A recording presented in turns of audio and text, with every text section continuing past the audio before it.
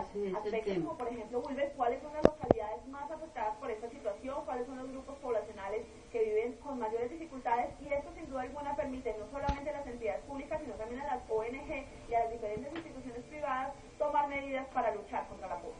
Para ello hemos invitado al doctor Luis Carlos Narváez. Doctor, muy buenos días. Él es investigador de la Universidad Gran Colombia. Gracias por estar aquí en el primer café. Muchas gracias por la invitación.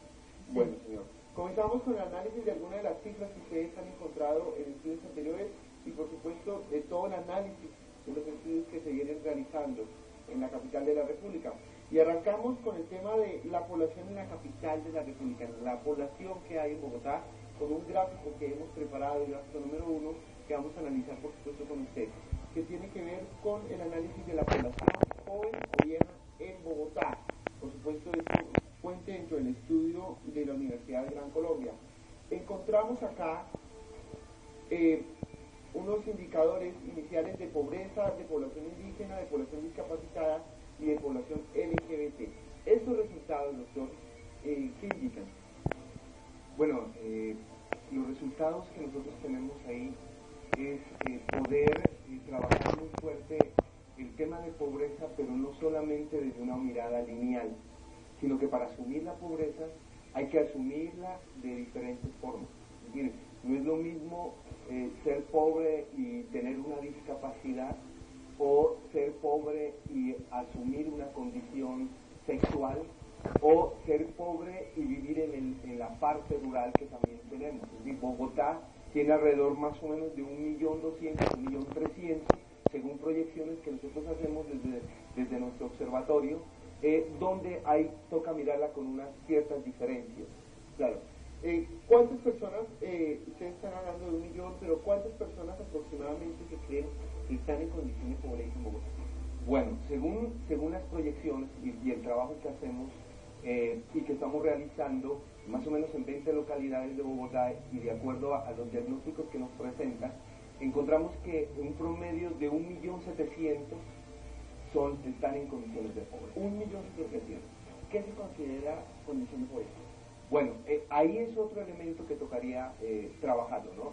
Hay un elemento que es trabajar por temas de ingresos, que creo que es definir la línea de pobreza y que hoy está en discusión.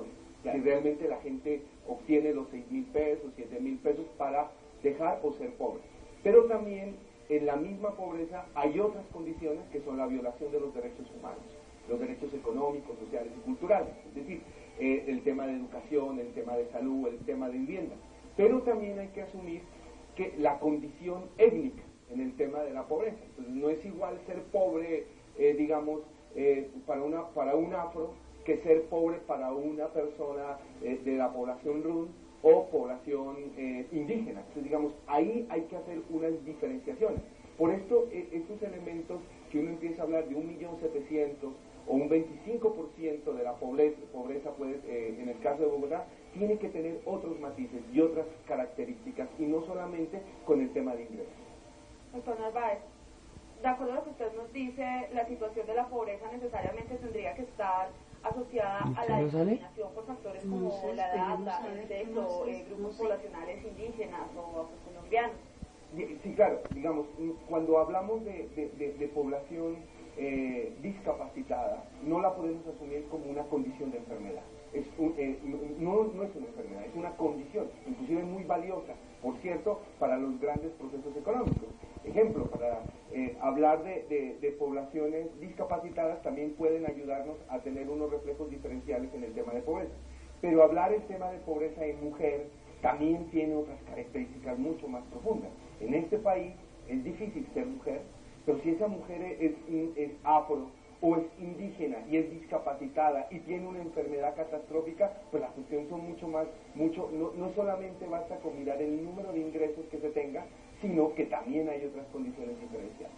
Wilber, para realizar este estudio se hizo inicialmente una determinación de la población bogotana frente al tema de edades, y precisamente este estudio, de acuerdo a esa identificación, pues permitió determinar que los bogotanos entre los 0 y 14 años corresponden al 26.1%. 15 a 34 años, el 35%. De 35 a 59 años, el 30.2%. Y 60 y más años, o sea, de 60 o más años es el 8.7%. ¿Qué quiere decir estos porcentajes que se lograron encontrar? Bueno, primero hay que entender que somos una sociedad o una ciudad joven, ¿sí? Entre los 0 y 14 años el 26%, y ahí hay un gran reto en el tema de infancia. Es necesario trabajar un tema de infancia muy fuerte, sí, pero igualmente cuando los datos van incrementándose en el tema de una población en edad de 14 a 34 años, tenemos que pensar en unas políticas que encierre el tema de adultez, es decir, los adultos tienen una gran responsabilidad, pero el Estado en el caso de Bogotá tendría que asumir una gran diferenciación frente a eso. Claro, porque si sumamos las dos poblaciones más jóvenes, de 0 a 14 y de 14 a 35, estamos hablando de más del 50% de Bogotá. Más del 50%, y ahí, pero claro que esto es lo general. Pero tendríamos que asumir localidad por localidad. Y en algunas localidades la presencia de los niños es mucho más fuerte, mientras que en otras localidades la presencia de las personas, del adulto mayor o viejos y viejas, son mucho más. Por lo tanto, son localidades diferentes. Y así se tienen que empezar las políticas de éxito en un momento determinado. Por ejemplo, ¿en qué localidad hay mayor población joven y en qué localidad somos más viejos, por decirlo de alguna manera? Bueno, ahí nosotros asumiríamos, ¿no? De acuerdo al estudio, encontramos poblaciones muy jóvenes, con mucha cantidad de niños, que es un gran potencial para nosotros, pero en condiciones de pobreza muy fuerte. El caso de Ciudad Bolívar y, digamos, la periférica, Usme. Inclusive en el mismo Sumapaz hay una gran cantidad de niños, bueno, lo hablo así, hay un porcentaje de población de niños, donde tendríamos que pensar diferente. Mientras que localidades como Teusaquillo encontramos una población muy pobre, muy vieja.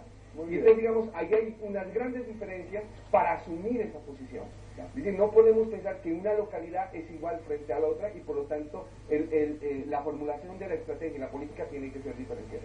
Y hay un análisis interesante sobre la población por debajo del nivel de la pobreza. Sí, Wilson, precisamente con el tema de analizar por localidades, aquí observamos que en Ciudad Bolívar, del total de sus habitantes, el 16.1% se encuentra viviendo por debajo de los niveles establecidos de pobreza.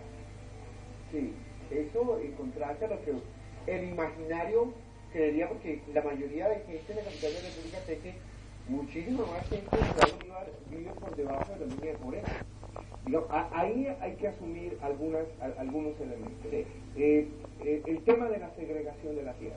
O sea, el hecho de vivir en Ciudad Bolívar y eso hay que pensar. Hay muchos elementos de acuerdo al trabajo que estamos realizando y ojalá los datos nos puedan pronosticar hacia una tendencia.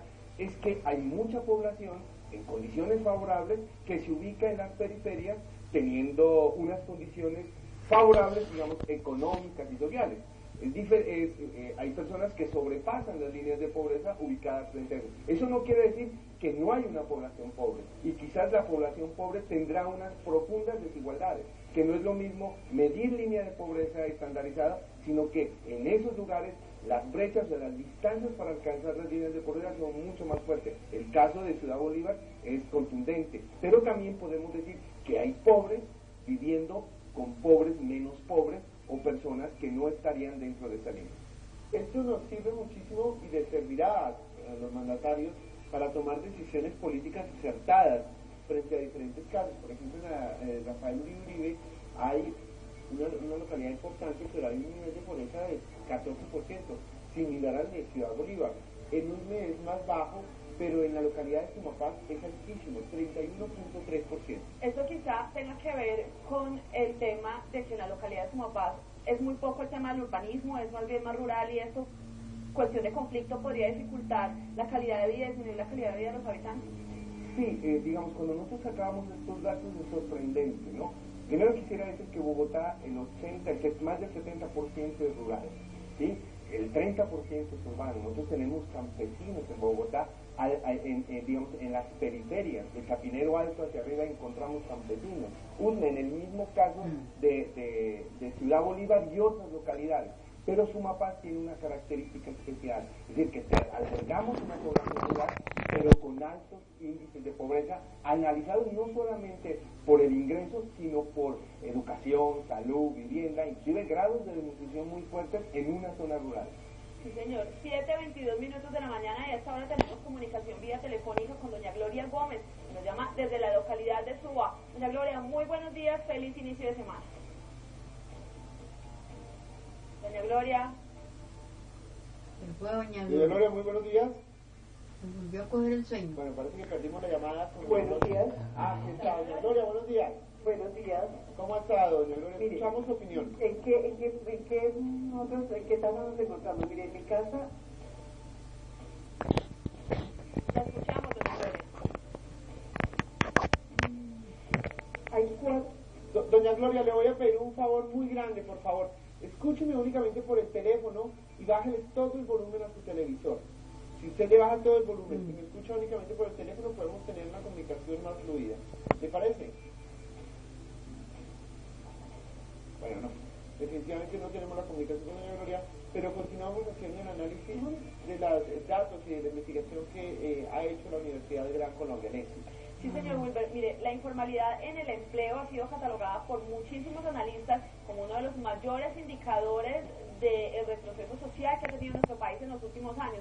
Estos estudios que ha realizado la Universidad de la Gran Colombia ha permitido determinar el porcentaje de bogotanos que labora en la informalidad, y los resultados arrojados por este estudio tienen que ver con que el 20.77% desempeña labores como vendedores ambulantes y el 15.92% se desarrolla en labores de construcción. Claro, acá estamos viendo, por ejemplo, las personas que trabajan y están ocupadas en la capital de la República.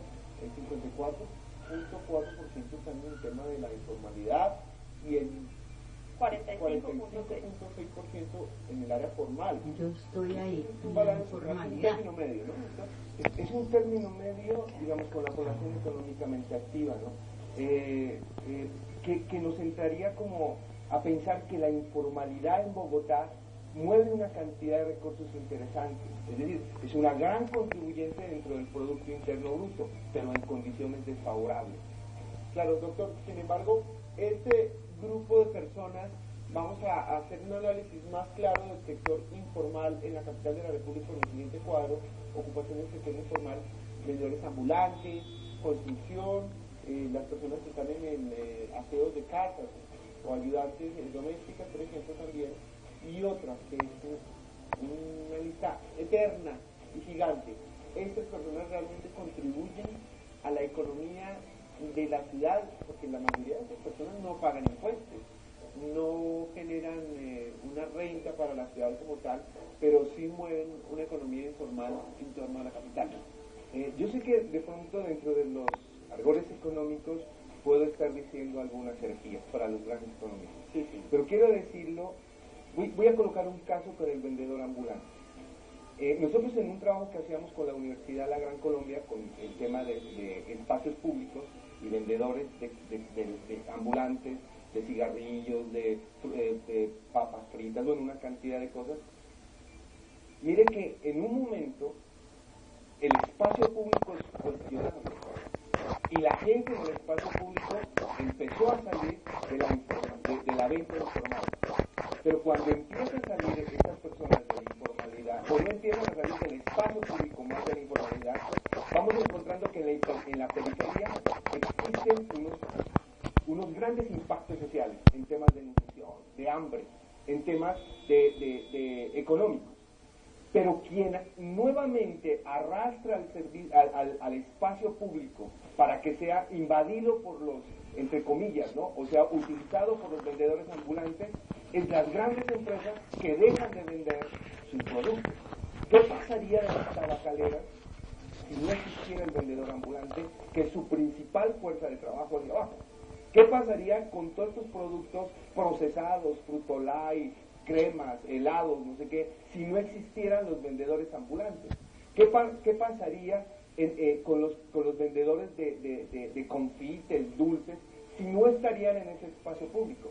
Y con ello quiero decir que la gran presión para que ellos vuelvan al espacio público no fueron las condiciones sociales, fueron las grandes procesos económicos que llevaron a establecer. ¿Por qué? Porque las grandes empresas podían quebrarse. Entonces, digamos, ahí hay, digamos, pueden ser informales, pero el problema de la informalidad es que también tiene unas condiciones que mueven al gran capital, a la gran fuerza y el motor del capital. Es decir, que no es un problema únicamente del vendedor ambulante, sino que también es un problema de la responsabilidad social de las grandes empresas, que para ellas es un beneficio.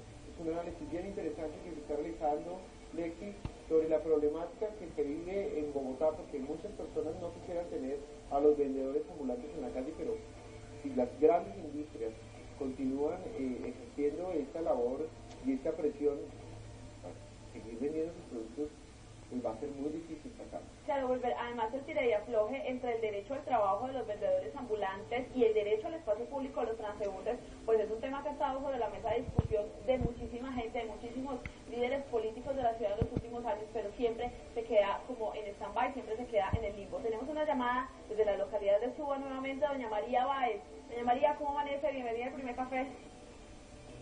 Buenos días. ¿Cómo está, doña María? Bien, sí señora. Cuéntenos. A ver, la invasión de espacio público que perjudica a todos sus ciudadanos y que es el motivo por el cual la gente enriquece a las empresas como NAI, como todas esas empresas de dulces, de todo, las vive enriqueciendo a pagar, cuando les pagan miserias a la gente, le pagan miserias, y esa pobre gente es la que tiene que estar sorteando con la policía, con el transeúnte común y corriente, con todo, y enriquece esas empresas. Pero también la gente prefiere, porque si se mete a una empresa, las cooperativas también los explotan, el horario, mucho trabajo, mucha carga de trabajo, entonces ya no se sabe pues cuál sería lo mejor, ¿cierto? Las cooperativas es una porquería, donde la pobre gente trabaja.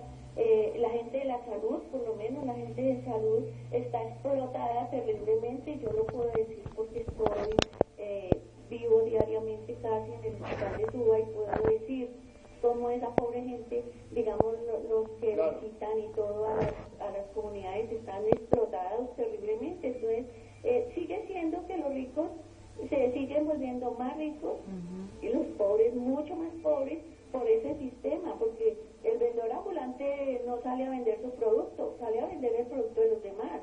Entonces, claro, de María, pues muchísimas gracias por su opinión. Son las 7:30 de la mañana y vamos con nuestros chateadores. ¿Qué están opinando? Natalia. Maite considera que infortunadamente la mayoría de la población está sufriendo muchas limitaciones económicas y un factor es el desempleo. También dice que en muchos hogares solamente trabaja una de las personas y eso afecta claramente pues la economía de ese hogar, y de otra parte los ingresos por lo general son un salario mínimo que cubre solo las necesidades básicas y a veces ni siquiera eso. Por otro lado tenemos a Sergio, que dice que los ingresos son muy bajos en promedio, y adicionalmente el dinero se despilfarra. La gente a veces no sabe cómo manejarlo y utilizarlo en lo que realmente se necesita, y hay gastos innecesarios como lo son el licor, en lo cual la gente suele gastarse mucho el dinero. Y Andrea Castaño dice que la pobreza, cree ella, se da mucho a raíz de la cantidad de los hijos que se tienen y la forma como se da la economía de ese hogar o cómo se invierte la economía. En un nuevo estudio que se está realizando en la universidad, estarán encaminados para proyecciones económicas importantes de la ciudad junto con el ICO, ¿verdad? Un nuevo estudio que viene. Correctamente, ya llevamos unos 6 meses trabajando en un cuestionario con 3 indicadores de pobreza, el indicador de Foster, TEL y CEN, y para analizar circuitos económicos. Yo quisiera como referirme ya casi finalizando, es que ¿qué pasaría de las grandes empresas de telecomunicaciones o de telefonía celular si los pobres abandonarían ese renglón de las llamadas de celulares? Seguramente que estas grandes empresas caerían. Con eso quiero decirle que los pobres manejan una cantidad de ingresos y son necesarios, lo voy a decir, para un sistema capitalista como el nuestro. Es necesario trabajar con ellos, es necesario que ellos controlen sus propios circuitos económicos, y creo que ahí hay una gran ventaja en el tema de consumo. Claro, y también hay una gran responsabilidad social por parte de las empresas que desde el Estado se debería exigir. Doctor, muchísimas gracias a ustedes por estar aquí, por darnos estas buenas noticias, por contarnos estos resultados. Y por supuesto, cuando tengan nuevos estudios, esperamos que quienes en el café para hacer un análisis. Sí, muchas gracias por la invitación y también quisiera agregar algo. Nosotros el 1, 2 y 3 de noviembre vamos a tener un congreso internacional que vamos a trabajar esto y vamos a dar unos resultados para la ciudad. Tenemos la invitación casi de 10 países que vamos a trabajar en torno al desarrollo económico y calidad de vida y esto será el 1, 2 y 3 de noviembre. Todo en la Universidad de Gran Colombia. Correcto. Muy bien, señor, muchísimas gracias. Y muchísimas gracias a esta importante universidad que permanentemente nos está surtiendo de datos, de información, de estadísticas y estudios que el EXI nos van a servir, no solo a los bogotanos, sino a todos los colombianos para tener una mejor capital. Sí, señor, y es que es necesario que todos conozcamos cuáles son las diferentes situaciones sociales que se ven en nuestra ciudad para que nos hagamos más conscientes y desde el papel que ejerzamos como profesionales, como estudiantes o como ciudadanos simplemente, pues contribuyamos a mejorar la calidad de vida. 7:33 minutos de la mañana, hora de saber cómo se mueve la ciudad, tiene que salvar usted de casa, 7:33, Lina Pulido.